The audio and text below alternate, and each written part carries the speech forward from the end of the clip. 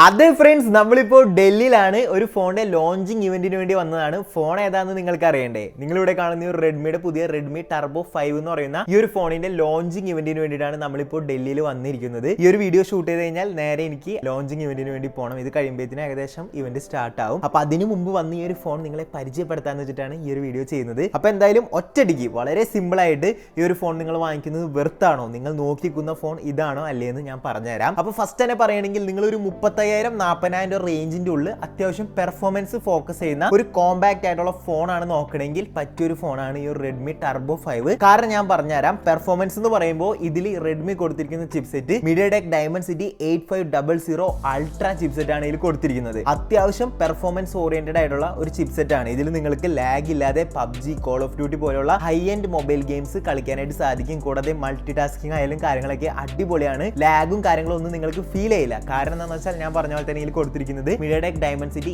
8500 ultra chipset ആണ്. കൂടാതെ LPDDR5X ultra റാമും അതുപോലെ തന്നെ UFS 4.1 സ്റ്റോറേജും ഈ ഒരു ഫോണിൽ വരുന്നുണ്ട്. അപ്പോൾ പെർഫോമൻസിന്റെ കേസ് മൊത്തത്തിൽ നോക്കി കഴിഞ്ഞാൽ സേഫ് ആണ്. ഈ ഒരു ഫോൺ എടുത്താൽ പെർഫോമൻസ് അടിപൊളിയായിരിക്കും. അതെന്തായാലും ഈ പെർഫോമൻസിന്റെ ഈ ഒരു സ്പെക്ക് നോക്കുമ്പോൾ തന്നെ നിങ്ങൾക്ക് കാര്യം മനസ്സിലായിട്ടുണ്ടാവും. ഇനി നമ്മൾ അടുത്തതായിട്ട് നോക്കാൻ വേണ്ടി പോകുന്നത് ഇതിന്റെ ബാറ്ററി ബാക്കപ്പ് ആണ് ഫ്രണ്ട്സ്. അതും എന്നെ ശരിക്കും ഞെട്ടിച്ച്. ഈ ഒരു കോമ്പാക്ട് ആയിട്ടുള്ള ഫോണിൽ റെഡ്മി കൊടുത്തിരിക്കുന്നത് 7540 mAh സിലിക്കൺ കാർബൺ ബാറ്ററിയാണ് ഫ്രണ്ട്സ്. അതായത് ഏകദേശം 2 ദിവസം മുതൽ 2.5 ദിവസം വരെ ബാറ്ററി ബാക്കപ്പ് കിട്ടുന്നതാണ് കമ്പനി അവകാശപ്പെടുന്നത്. എങ്കിലും നമുക്ക് നോക്കുകയാണെങ്കിൽ ഏകദേശം ഒരു 2 ദിവസം എടുത്ത് നമുക്ക് എന്തായാലും ഈ ഒരു MAH ബാറ്ററി ബാക്കപ്പ് കിട്ടും. അപ്പൊ ആ കാര്യത്തിലും പേടിക്കണ്ട. ഇവിടെ ഇപ്പൊ നോർമൽ ഒരു ഫോൺ ഇറക്കുമ്പോൾ ഏറ്റവും കൂടുതൽ കിട്ടുന്ന ഒരു പ്രശ്നമാണ് പെർഫോമൻസ് അടിപൊളിയാണെങ്കിൽ ബാറ്ററി ബാക്കപ്പ് കുറവായിരിക്കും, ബാറ്ററി ബാക്കപ്പ് അടിപൊളിയാണെങ്കിൽ പെർഫോമൻസ് ഷോകായിരിക്കും. പക്ഷെ ഇത് രണ്ടും ഒന്നിച്ചാണ് റെഡ്മി ഒരു ടർബോ 5 എന്ന് പറയുന്ന ഫോണിൽ കൊണ്ടുവന്നിരിക്കുന്നത്. ഇനി ഇത് കൂടാതെ 100 വാട്ട്സിന്റെ റെഡ്മിയുടെ ഹൈപ്പർ ചാർജിംഗ് ആണ് ഇതിൽ വരുന്നത്. കൂടാതെ 27 വാട്ട്സിന്റെ റിവേഴ്സ് ചാർജിങ്ങും ഈ ഒരു ഫോണിൽ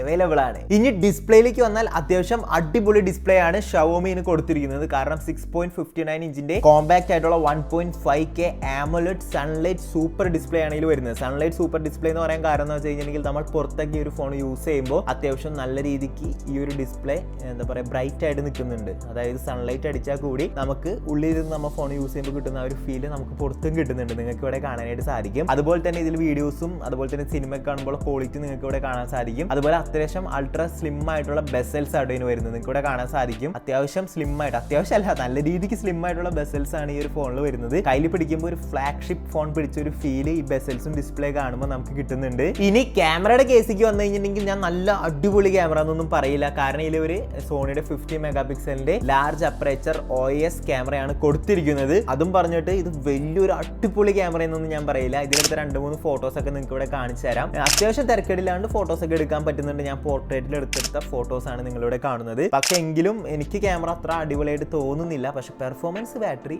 സൂപ്പർ ആണ്. ക്യാമറ എനിക്ക് അത്ര വലിയ അടിപൊളിയായിട്ട് തോന്നില്ല. എങ്കിലും നമുക്ക് ഫോട്ടോസ് ഒക്കെ എടുക്കാം. ഇനി ഒരു ഫോണിന്റെ ഡ്യൂറബിലിറ്റി ആണ് ശരിക്കും ഞെട്ടിച്ചു ഫ്രണ്ട്സ്. ഇതിൽ IP66, 68, 69, 69K water and dust protection ഈ ഒരു ഫോണിലുണ്ട് ഫ്രണ്ട്സ്. അതായത് എന്താ പറയാ, വെള്ളത്തിൽ മുക്കാം, വെള്ളം വീഴ്ത്താം, പൊടി വീഴ്ത്താം, ഫോൺ ഒന്നും പറ്റത്തില്ല. അതെനിക്ക് തോന്നുന്നു ഇത്ര കോമ്പാക്ട് ആയിട്ടുള്ള ഒരു ഫോൺ ആയതുകൊണ്ടായിരിക്കാം അത്ര എന്താ പറയാ പ്രൊട്ടക്ഷനും കാര്യങ്ങളൊക്കെ, അല്ലെങ്കിൽ അത്ര IP66, 68, 69, 69K ഒക്കെ റേറ്റിംഗ് ഈ ഒരു ഫോൺ കൊടുത്തിരിക്കുന്നത്. എന്തായാലും അത് നല്ലൊരു കാര്യമുണ്ട് ഫ്രണ്ട്സ്. നമ്മളിപ്പോൾ ഇതൊക്കെ കയ്യിൽ പിടിക്കുമ്പോൾ കുഞ്ഞു ഫോണല്ലേ, അപ്പോൾ സ്ലിപ്പ് വല്ല വെള്ളത്തിൽ വീണ വലുതും പറ്റുമോ എന്നൊക്കെ പേടി ഉണ്ടാവും. ആ പേടി വേണ്ട, വെള്ളത്തിൽ മുക്കിയാലും ഒന്നും പറ്റില്ല. കാരണം IP69K റേറ്റിംഗ് വരെ ഈ ഒരു ഫോൺ ഉണ്ട്. ഇനി ലാസ്റ്റ് ആയിട്ട് നോക്കിയാൽ ഇതിൽ വരുന്നത് ഷവോമിയുടെ HyperOS 3 ആണ്. നിങ്ങൾക്ക് ഇവിടെ കാണാനായിട്ട് സാധിക്കും. അത്യാവശ്യം മിനിമൽ ആയിട്ടും സിമ്പിൾ ആയിട്ടുള്ള ഒരു സോഫ്റ്റ്വെയർ ആണ്. അപ്പോൾ HyperOS 3 ഒരുപാട് ഫീച്ചേഴ്സ് ഒക്കെ ഉണ്ട്. അതെല്ലാം നിങ്ങൾക്ക് ഈ ഒരു ഫോണിൽ കിട്ടുന്നതായിരിക്കും. അപ്പോൾ മൊത്തത്തിൽ പറഞ്ഞു കഴിഞ്ഞിട്ടുണ്ടെങ്കിൽ നിങ്ങൾ ഒരു 30,000-40,000 റേഞ്ചിന്റെ ഉള്ളിൽ പെർഫോമൻസും അതുപോലെ തന്നെ ബാറ്ററി മെയിൻ ആയിട്ട് ഫോക്കസ് ചെയ്യുന്ന ഒരു ഫോണാണ് നോക്കുന്നത്. അതുപോലെ തന്നെ ഫോൺ അത്യാവശ്യം കോമ്പാക്ട് ആയിരിക്കണം, കയ്യിൽ ഒതുങ്ങിയിരിക്കണം. വലിയ ഫോണായിട്ടൊന്നും വേണ്ട,